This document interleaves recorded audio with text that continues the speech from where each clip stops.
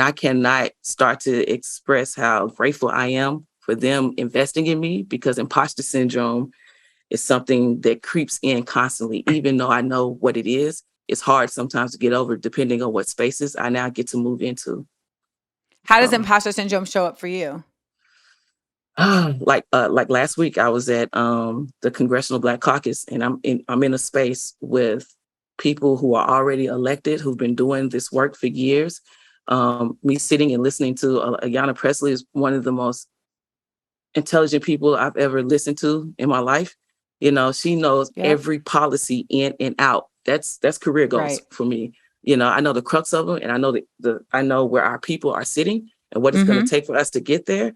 But she Yep. knows all of that plus every policy in and out, right? Right. You know, and so I think imposter syndrome will creep in on me as like I'm just a hood kid. You know, worked really hard in school. I didn't figure out life and what it become comfortable in my own skin. So I was probably 30 years old. And here I am 10 years later in a position to where I can really have an impact, you know, on our communities. And am I the right person to sit in this position to be able to do that?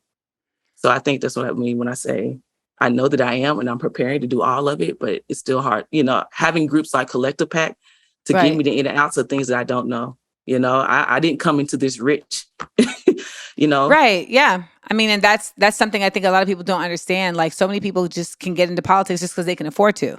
Absolutely. Like when we had Cori Bush on the show, like she illuminated for all of us that like you don't need a degree to get into politics. You don't need any real Yeah. certifications. You simply just need money and votes. And money makes votes in many cases. I just want to let you know though, don't nobody figure their shit out till at least 30.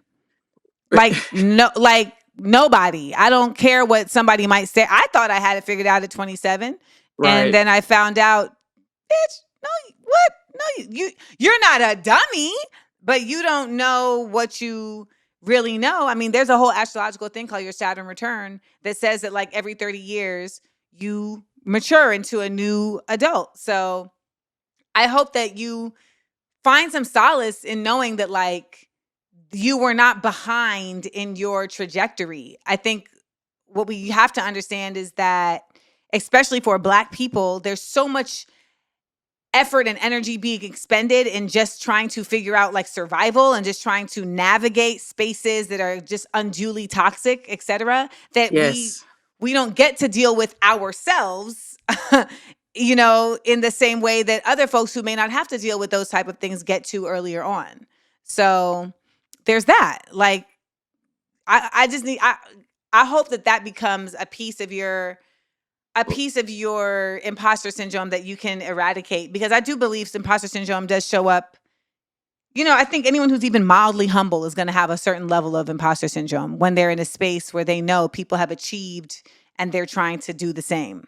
But if you're at the Congressional Black Caucus and you look around, don't you ever tell yourself that any of them people are more suited for the role than you. A lot of them are faking the funk too. Okay. I, So I know I you figured learned it that out. this week too.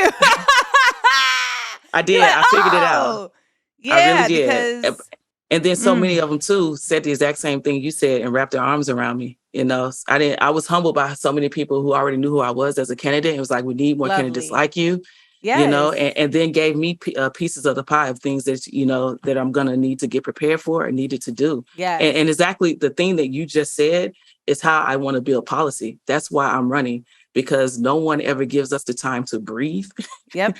and figure Yep. ourselves out. And we got all other life's cruxes to handle.